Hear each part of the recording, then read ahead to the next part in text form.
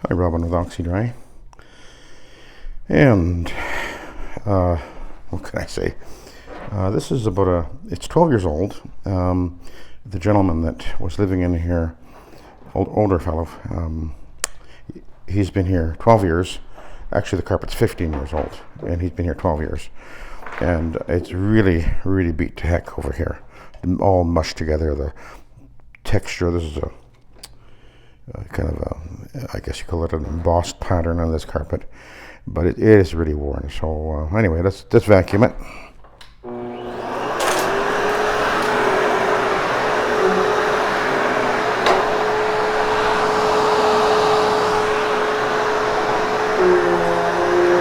That's better. Anyway, very, very deteriorated, this carpet. We're not going to get it looking new again. It is so massacred.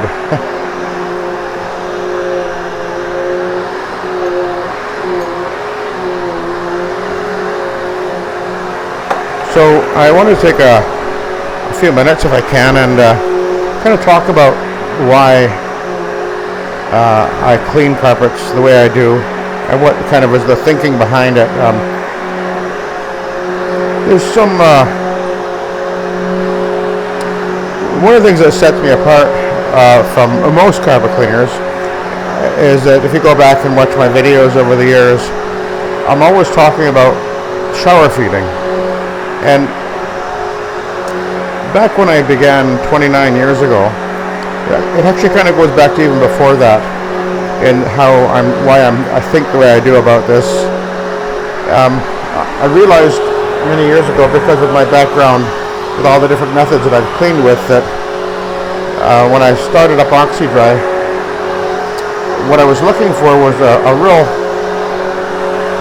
first of all, a real simple way to clean carpets. And I really felt that there was a lot of potential in using the simple lowly rotary and shower feeding, because I had a little bit of experience using a rotary when I worked for a janitorial company. I had been doing work for this company while I was doing a course,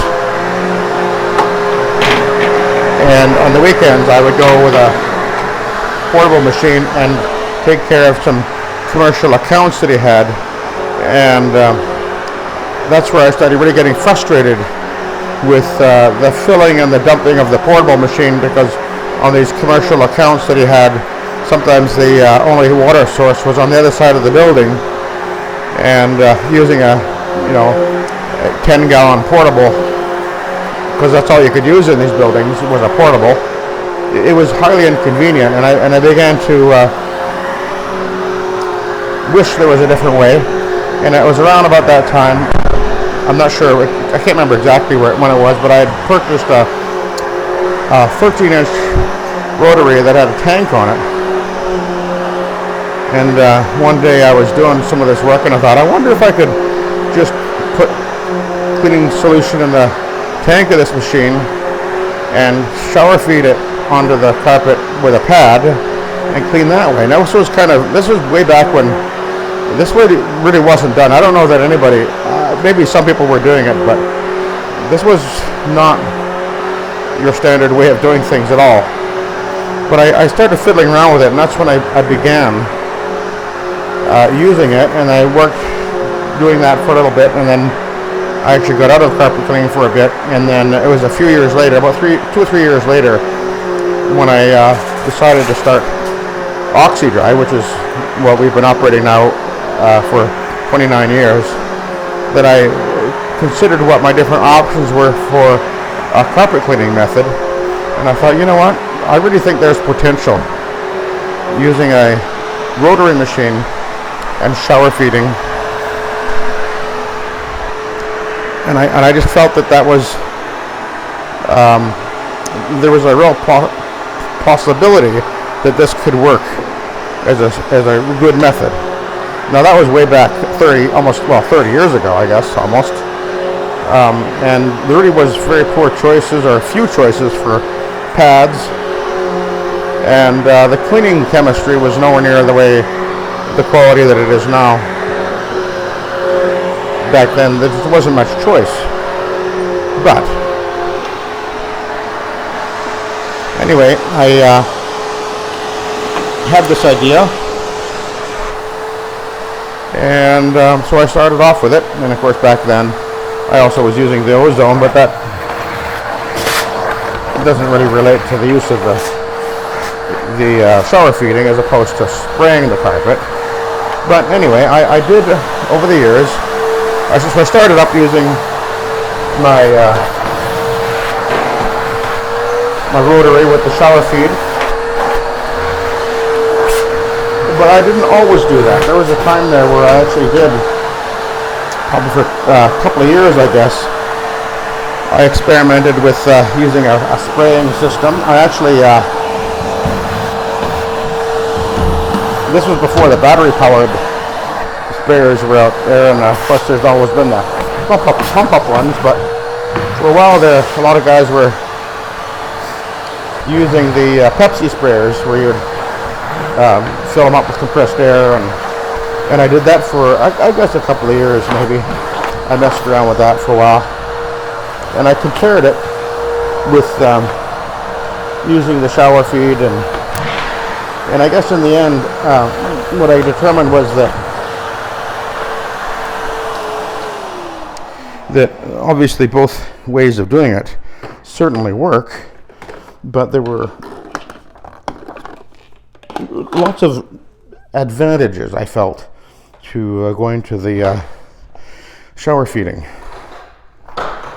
And there were a few things that I had in mind when I kind of, I guess, analyzed what I was up to. And one of the things is, and by the way, I'm going to do some pre-spraying here, but I'm just going to use this trigger sprayer. This has my usual suspend in here.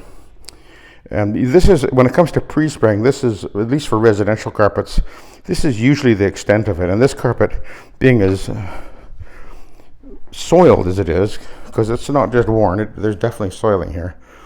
This will benefit from a pre-spray. So this is basically about all I'm going to be doing. So you can see that I'm not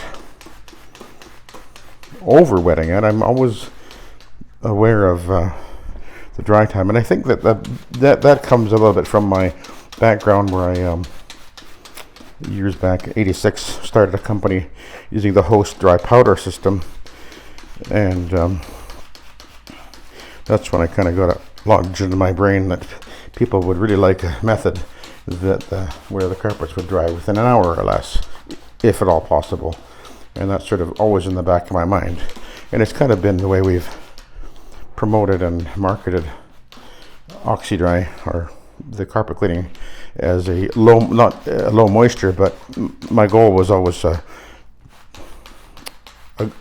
ideally dry within an hour or so. And one of the other factors, and as far as the dry time goes, and why this is always in my mind, is I'm always, right from the very beginning, I wanted to be able to post vacuum the carpet after cleaning rather than grooming. And I've done both grooming and post vacuuming, and I just prefer the post vacuuming for lots of reasons. But anyway, so I started, my goal was to ideally have a method where the carpets would dry in an hour, and I liked the simplicity of the rotary machine, and I thought, if this could really work, I think it would be a better option than steam cleaning for sure. But anyway, I'm using, okay, I gotta switch over to my thinking here. Explaining what I'm doing here. Normally, in the past few years, I've been using the fiber pad and pre-scrubbing, and then going to an Ironman. But the last 6 months or so, or less, I guess, I've been mostly using the Rubbermaid rayon pad, which I find works well very well indeed, and often just as a single step. But this carpet is so massacred that it's definitely going to be a benefit to give it a really good pre-scrub, and the hog's hair fiber pad will work really well on this. I know a lot of guys are using the multi-brush, and they certainly do work well as well. Also, I don't have one. Maybe one day I'll get one, but I found that the hog's hair fiber pad really scrubs well, as you will see. So that's why I'm doing it this way. But anyway, back to the pre-spray, as opposed to, or spraying the carpet as opposed to shower feeding. There's a few different reasons that I had in mind why even after I'd done the shower feeding for a while, or the spraying the carpet for a while there were some of the, here are some of the concerns that I addressed, and I think that the shower feeding solves or resolves those issues. One is, I found that when I would spray the carpet, especially when I'm using a pump-up sprayer or the Pepsi sprayer, I wasn't as able to be so precise on the amount of moisture, the solution that I was spraying on the carpet. It was harder to gauge exactly how much to apply, and then end up with the carpet being wet enough to clean it properly, but also dry enough that when I would be finished with the carpet, I would run the vacuum over it. So that was a little harder to gauge. And the other thing was, it took more time, and also I would then have to bring in a pressure sprayer of some sort, an extra piece of equipment, and also when you're spraying, you're ending up atomizing solution, whatever you're cleaning with, into the air. That may or may not be a concern depending on what you're using, but in some cases it could be a concern. And in my case, I find that a lot of people that we deal with are wanting to have, if at all possible, have the carpet cleaned with that odorless product. A lot of people don't want smell. We actually have people, when they make the phone call and talk about how they want their carpet cleaned, they'll ask, does it have an odor? And so when you're spraying something, you're going to be ending up with some of that atomizing into the air, and then it's more likely people are going to be smelling it. Now, the products I use actually are mostly odorless anyway, so that's not always an issue, but that's what was another factor. And the other thing was, here's another thing. When you're spraying the carpet, and if I'm spraying right along here, especially with the pressure sprayers or whatever, they can tend to, it's hard not to get it on the walls, for example. And the greater issue I found when I was spraying was, because I get into a lot of really fine high-end houses, and a lot of the times they have very expensive, fancy furniture, and some of these pieces of furniture, if you get your cleaning product onto the wood, certain cleaning products can actually leave water staining or even damage the finish on the wood. For example, that's one of the reasons why after experimenting with it for a little while, I went away from using Procyon, because Procyon actually says right there on their directions, don't get it on varnished surfaces. So that was one of the reasons why I don't use Procyon. Plus, one of the reasons why I went away from spraying the carpet. And that's also one of the reasons why, although I did experiment for a little while with my using my Orbot Sprayborg for residential, but one of the reasons why I decided I didn't like it for residential or any OP machine, or even a rotary machine with a spray system on it, is it's almost impossible to inadvertently end up getting some of your spray onto either furniture or even onto the walls, etc. It's especially when you're going around crampy in the bedrooms, and between the bed and the wall, sometimes you've got barely enough room to put your machine. If you spray down there, it's inevitable you're going to get stuff on the walls and stuff like that. So those were some of the factors that were in my mind as I considered the pros and the cons of shower feeding as opposed to spraying ahead of the cleaning. Now, some would argue, and these are things that have come up in comments in my videos where people say, well, you can't do that because you need to have a dwell time, and if you just shower feed, you're not allowing any dwell time. Okay, that's true, yet it's also false, because normally speaking, in an area where you actually would need to do a two-step process, and I've said it before in many of my videos, well, if I'm just going to use the shower feeding and I go over the area first with a pre-scrub and then I go to an absorbent pad, well, the pre-scrub step is actually like I'm applying the pre-spray but working it in, and then I come back to the beginning, throw on the absorbent pad and go over it, and there's my dwell time. And then the other argument was that, well, when you use shower feeding, you're just going to wash the solution, whatever you're cleaning with, through the pad, and it's going to wash the dirt into the carpet fiber. And the answer to that is no. No, not at all. I've been doing this for 29 years, and my videos go back, well, more than 10 years. And I just constantly show that this works exceedingly well and exceedingly simply. It just works. However, if you hand an average person a rotary machine and put solution in the tank and put a pad under the machine and say, go and clean a carpet and use your tank, most guys will do it completely wrong, and they will overwet the pad, and they will overwet the carpet because they're not understanding that how to control with the valve to feed the solution down in an intermittent way, so that all you need to do is keep the pad damp, not soaking wet. In fact, ideally, when you finish with using an absorbent pad, whether it be an Ironman pad or a Rubbermaid pad, if I was to do this area or this room in the closet, afterwards, when I pull the pad off, the bottom of the pad will be wet and it'll be dirty because it's absorbed and transferred soil extraction, transfer technology in action. But the top of the pad will be dry. And that's all just part of the learning process when you start to do this. There is a learning process to this, and in my videos I keep talking about that. So anyway, so is there could you pre-spray the carpet and shower feed? Absolutely. You're the one that's going to decide what needs to be done. But not every job needs to have the full meal deal, as it were. But you, as the carpet cleaner, you're going to be making that determination on the job, on the fly, based on your experience and your understanding of what's happening. So there's no correct way. It's not like what I'm doing is the right way and what everybody else is doing is the wrong way, or what someone else is doing. A lot of guys are using, by the way, they might use a rotary that doesn't have a tank on it. Well, then you're obviously going to be pre-spraying, or an OP machine, whether it be a wheels up or wheels down. Not all of them have a tank.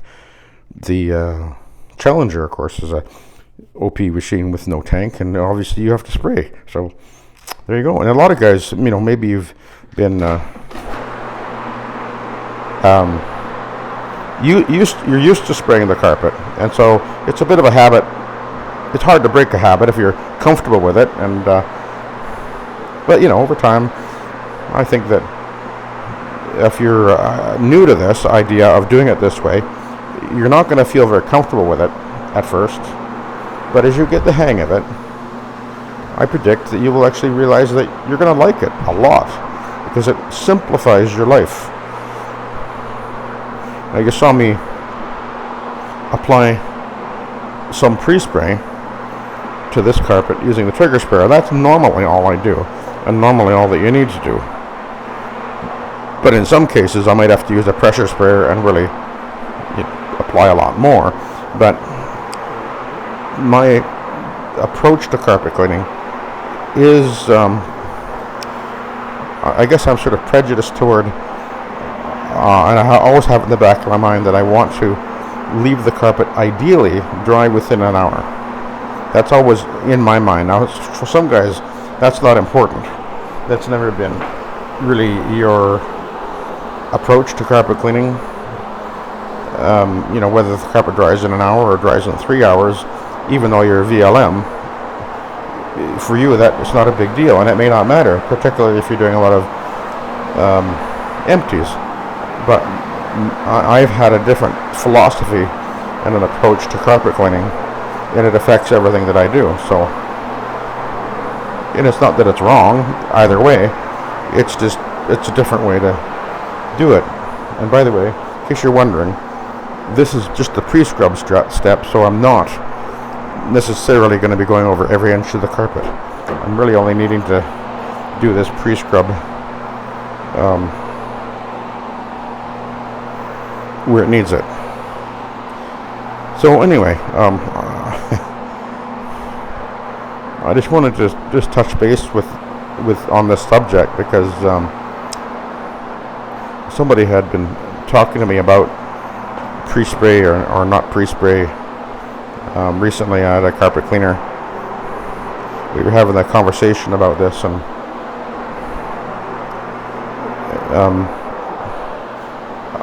either way works. I find that this works better for me, and I think it's a more efficient way to go about it. But it's not that it's the right way and everybody else is the wrong way. It's just one way.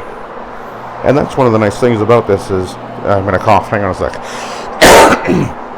Pardon me. But,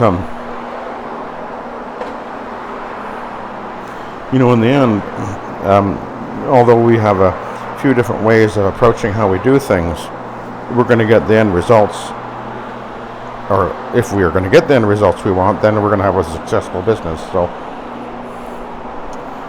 anyway, those are my thoughts. Now we got a really weird mark going on right here. It has lightened up quite a bit, but I don't know what that is. Notice I'm going nice and slow, just letting that fiber pad do what it does. And it's doing it really well.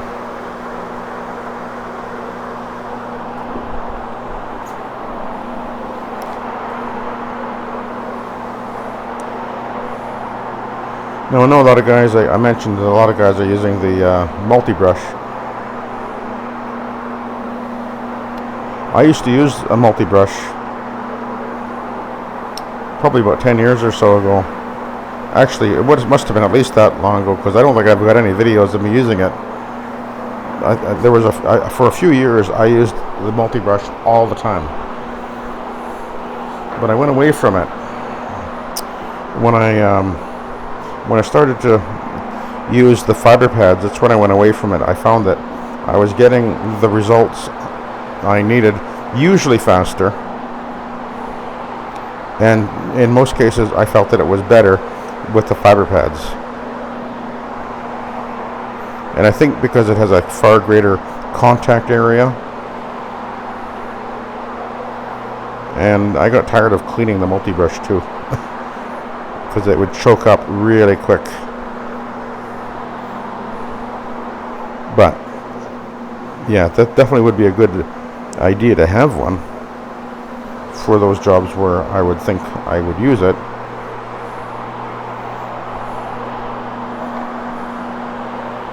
And yeah, it's definitely a good tool.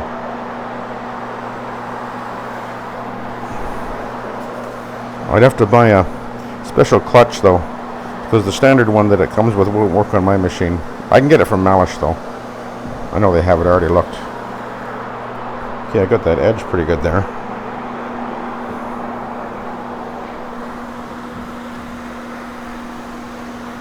Oh yeah, that black is coming out, so you can really see this carpet is cleaning very nice.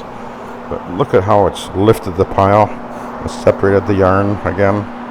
That's the nice thing about the hogtail. It does really scrub the carpet well.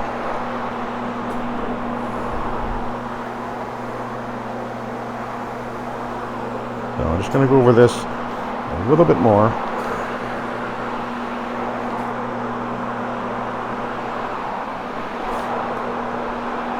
It looks good, but one more pass won't hurt.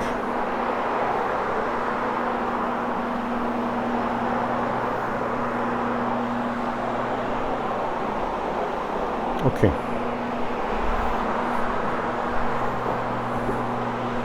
So what I'm going to do is I'll do the next step as a separate video, I think.